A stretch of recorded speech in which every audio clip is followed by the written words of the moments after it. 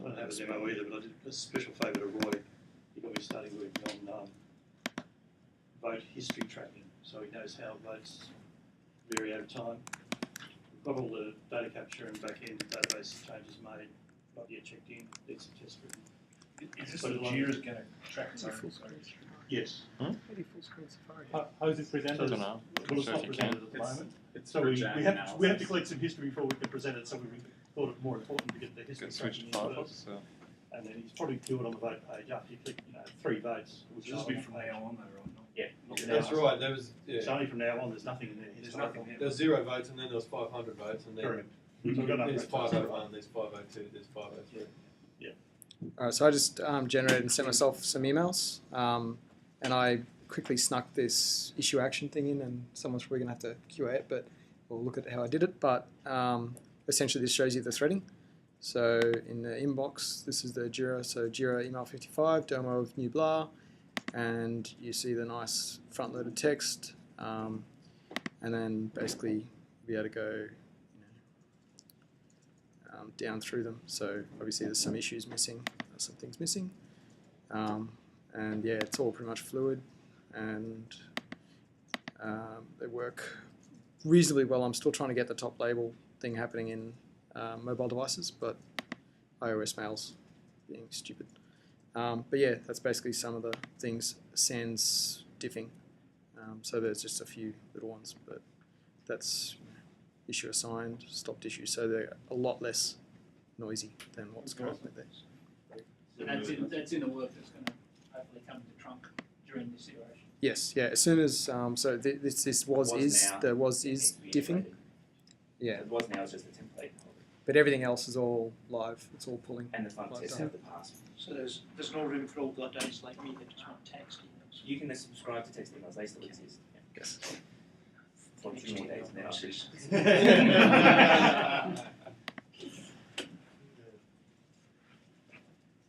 I might do a quick demo of the JIRA widgets. So I spent one more day on this last iteration. Using Hashify? No, not yet. But basically, I made it a bit easier to add widgets. So now, when you go to this add widget form, you can give it a name first of all. You can also there's an option now. So if a user's already got a cookie stored in their machine for JIRA, then you can keep using those login credentials. So when the issue is created through a widget, it will actually be created under that user, but you still have to enter a fallback user as well.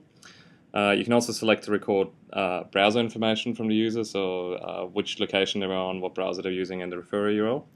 And then down here, there's this new section where you can actually fiddle with your triggers. So if you want to change the trigger text, you can update it, and you get a little preview, and you can sort of position it as well and sort of get a preview. Oops, looks like this is a Safari bug. Awesome. And you can also define a custom trigger, which basically gives you a JavaScript function. So if you want to attach it to an existing element on the page, you can just implement a JavaScript function. And all you have to do is call this onClick handler that's passed in, but it's obviously for the advanced users. And there's also an option to select different templates for these widgets. So, I mean, they look pretty much the same, but I'm going to spend some more time actually changing the content of these templates. But it's going to give you the flexibility to, I guess, use this for different kinds of use cases. You believe you make that a plugin? Well, it is. I have it on the list, but it's not going to be 1.0. The other thing I have is I hacked this up while doing graduate interviews, or in between doing graduate interviews last time, which is this congratulations page where you get sort of the actual JavaScript that you need to paste into your page for this to work. You should have done it as their technical team. Well, yeah, maybe.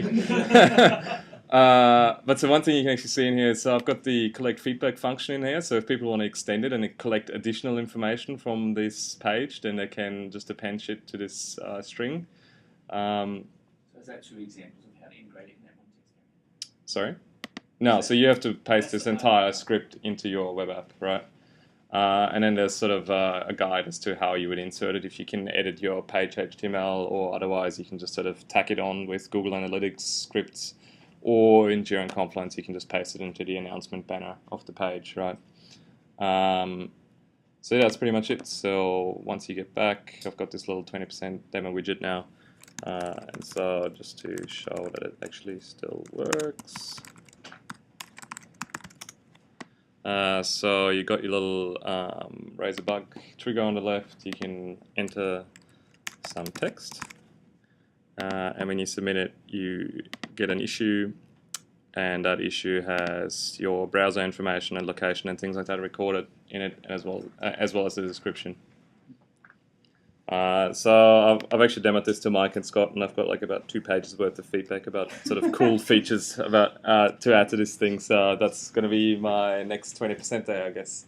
So just to give you a quick idea, one thing I'll have is on that admin page, you'll get a link back to the issue navigator to show you all the issues that were raised with the widget, and then I'll also try to add a little sparkline graph to show you sort of recent activity of how many issues were being raised in sort of in the last couple of days or so. So is there a custom field that goes with it so that you can? This is a widget thing. I have no. So what I'm going to do is I'm just going to add a label to the issue that gets created with the widget ID. I'm trying to steer away from custom fields at the moment because that means I'd have to deal with setting up custom fields in the plugin, right, which might piss people off. So that's it. That's looking hot. Anyway, so I just committed this this thing, which is the upload I've been doing forever. It's very painful. Oh, here it is. So I guess the main thing most people actually like is now you can actually multi-select files to attach to an issue. That's so cool. I love that. So Is this demo illegal? it is. This demo is illegal. So you can see here at the moment, Genuine backup. I've slowed the upload down so you can actually see the progress bar working. It's got, after it's been progressing for a while, it actually tells you how long it's expected to last until the actual upload's finished. And you hard-coded to 2 active. Two active uploads at once, so we don't kill JIRA, and you can actually cancel uploads that are currently, as you can see, currently coming up in the middle of the upload if you find out you did something incorrect. How does it work? What's the fallback for multi-select? That just works. So the multi-select, if for example I run this in Safari, which actually doesn't support this until Safari, this is probably not a good place to do it. It'll use the old one, which is a single select, basically. And that's pretty much it. So is that done and dusted now? I have a bug which Sean found and a couple of bugs which Darius found to go look into, so I'll do that in the next 20%. Funk tests, selenium tests are currently failing, so I've got to have a look at those. So it's already. Under I, it does what it used to do. So it's just a single select. Single select with a spinner. That's it. So let me get my How does it work? file API. So there's a HTML5 is a file API which gives you, from the select list you can get the file object, and a file object you can add to an XHR as the target, and then you just post. So that uploading was triggered on selecting the file. What if you're creating an issue and you're not ready? You know what I mean? Like, Yeah. suppose you can cancel. No, that upload just uses Andreas' old temporary upload thing, so it uploads Yeah. the file temporarily. But it does it as soon as you select it in that. Like, I Yeah. suppose that's okay.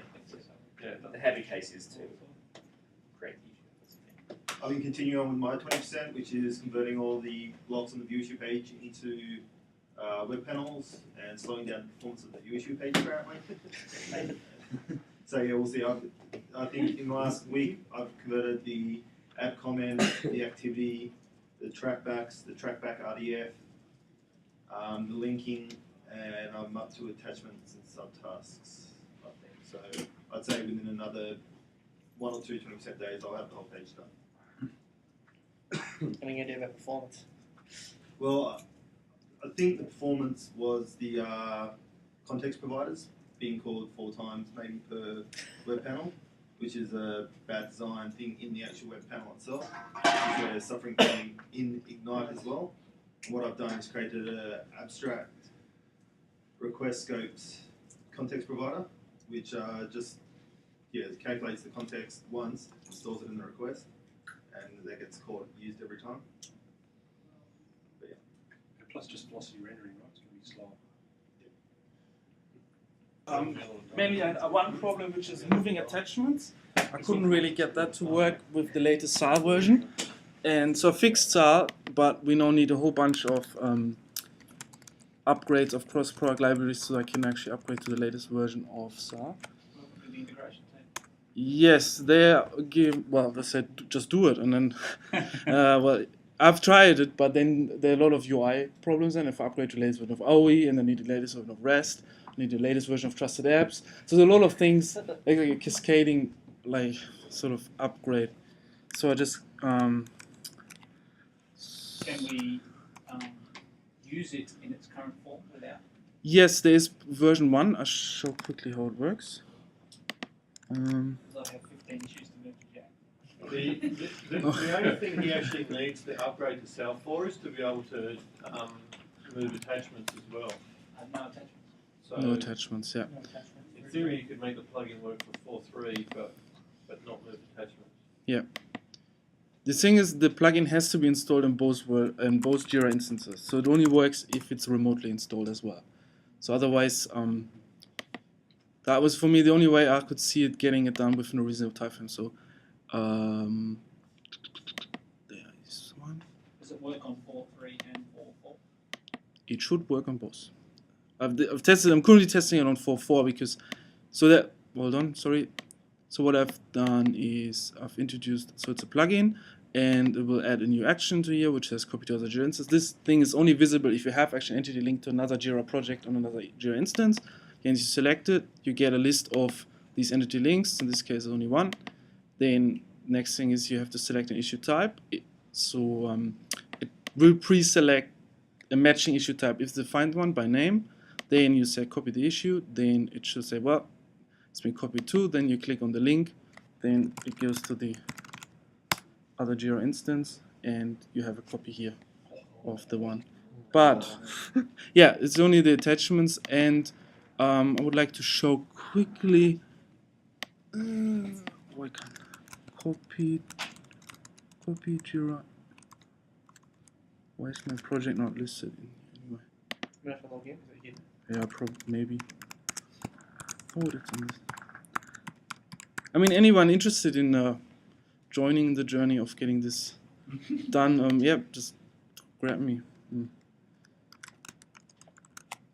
Ah, there it is.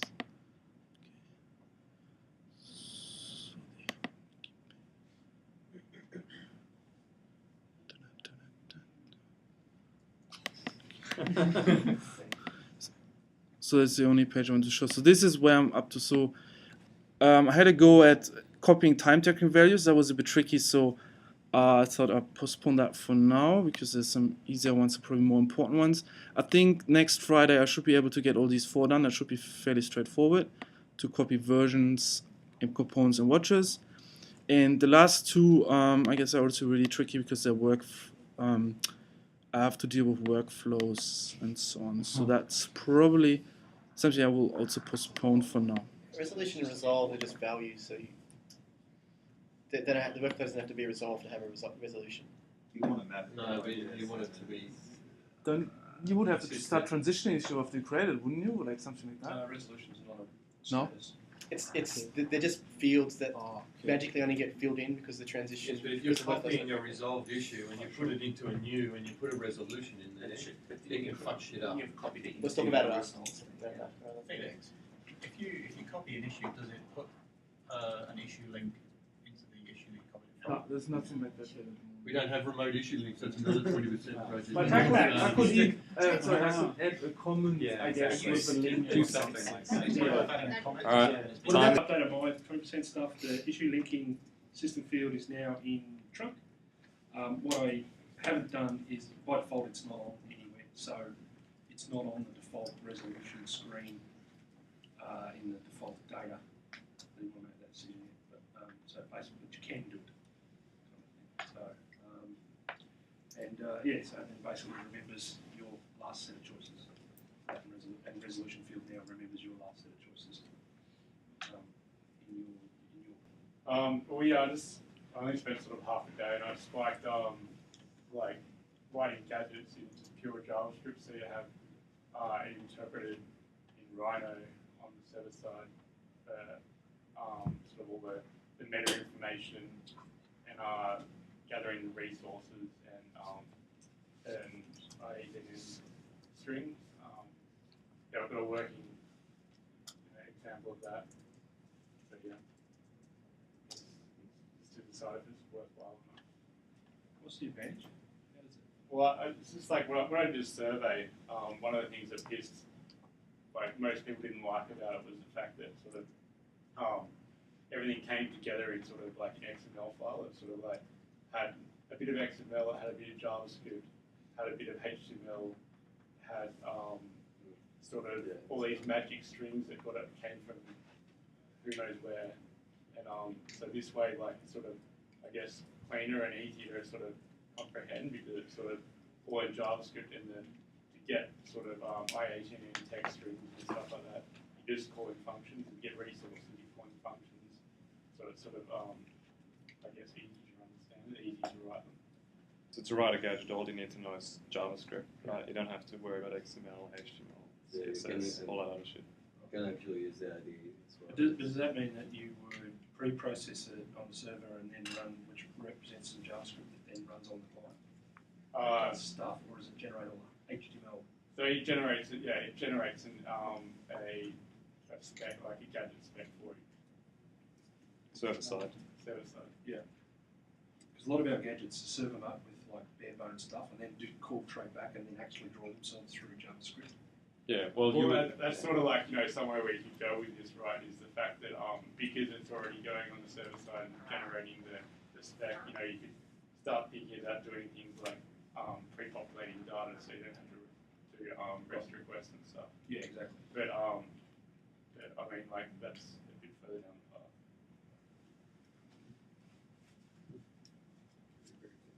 Just battling to get Rhino inside of JIRA, aren't you? No, it's already in there you go. So is that like even stamp class? Yeah. Yes. I think About less transforms. So why the hell do we still have jelly? Yeah. What do we Okay, got? what- Next one. Next, I don't think it's ready for this iteration. I'll show you the next iteration. Wait, but what's the project? So it's a Bamboo plugin for tracking stuff. So with Bamboo's already got tasks now, so it's going to allow you to use those tasks like at the end of a pass the logs, and it's kind of similar to Build Doctor. But I've been working on making it so that you can get stats about like how often has some rule been matched on a particular build, so that you can tell like how many times this has failed because of Maven related issues at this time. So we can actually say, rather than it's always Maven, is it really Maven, which is what kind of failures are happening to the build. So it's Bamboo plugin, not a JIRA plugin. That's awesome. So to keep some sort of stats, or let you get stats or something like that. Yeah, so I've been working with exposing it through REST endpoint. Roll bomb is Yeah, so my plugin's in pieces on the floor right now. I'm basically re-engineering it so that the polling doesn't quite hit SAC as badly as it did when they put it in place. So when did that happen? Do we know about that? Yeah, we know about that.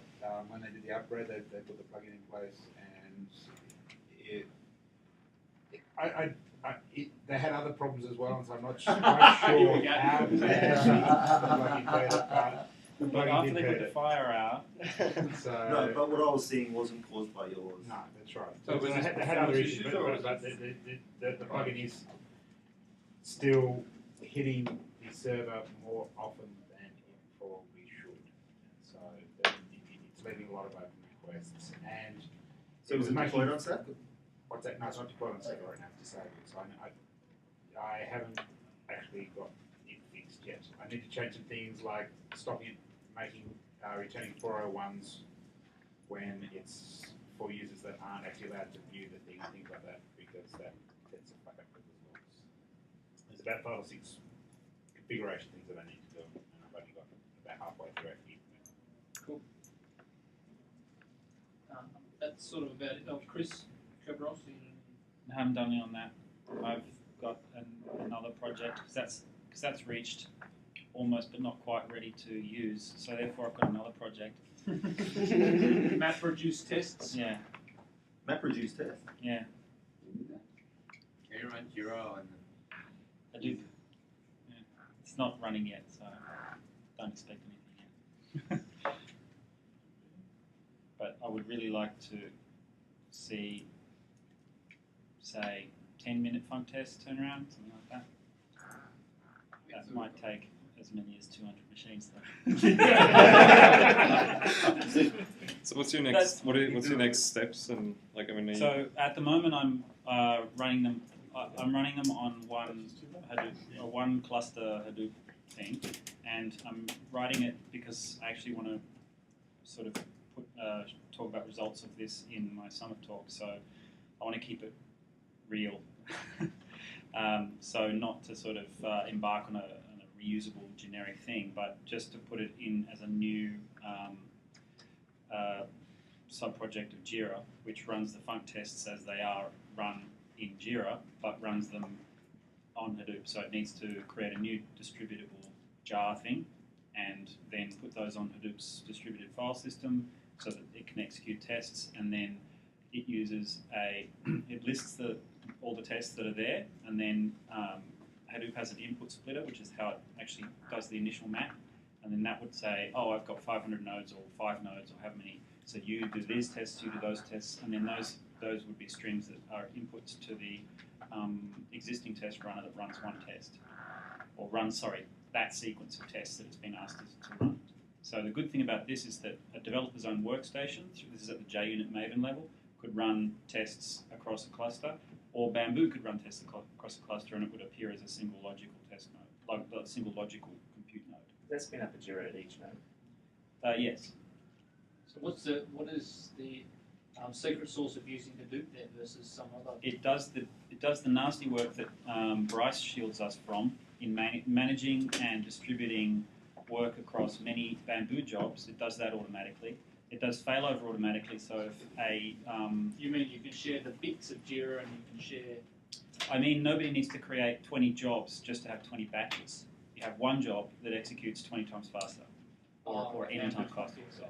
Yeah. So it handles the distribution of parallel workloads and the recombination of the results and the handling of failure.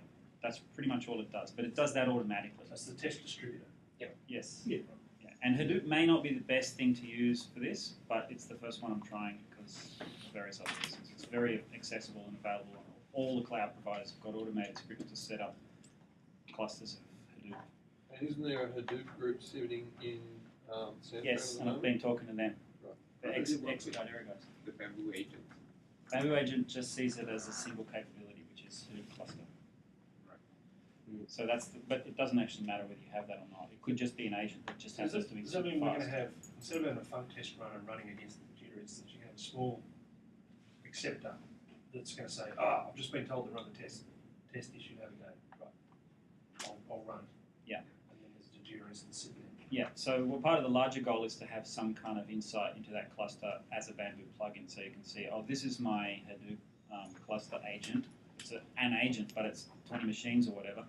And then from Bamboo's side, you can see the normal things that Hadoop can tell you. Hadoop's a Java project with web front ends and APIs and everything, so you can just say how many nodes are there and what's your current disk capacity and utilization and all the usual things you want to know about your cluster, and then put that onto the Bamboo admin screen for that. I don't know if there's a plugin point there, but for that, what's it called? Agent. How would you match logs up to fail tests? Logs are just going to have to be a bit of a mess, but it's the problem is that you've got interleaving tests happening. So what you can do is just have 20 logs, or how many logs there are. That's what I'm going to do first. Would it be possible? What about Graham? You done it? Yeah. I just removed the That's not possible. He's not on the list. external password option in JIRA. Yeah. External password management. So in JIRA, old JIRA with OS user, if you set up LDAP, all you really got was that you got your password from LDAP, and all the rest of your stuff you wrote internally. So there was an admin had to go and go, external password is management is enabled, and you wouldn't be able to change a user's password. But in new crowd embedded JIRA, you can set up multiple directories, right? So having one global setting that tells you whether you're setting passwords or not is not relevant. However, Studio uses it heavily fucked my build up dramatically this morning. Well, anyway, so now what it does is it looks for an individual user and you can tell whether you can edit their password or not. So first of all, you get rid of the config. You don't have to. It's simpler to configure, but it's also actually smarter and more fine-grained. So the win from studios we know now, not in. Yeah, that's we absolutely. James, if you talked about where you're Yeah. very much. So I just, is anyone else?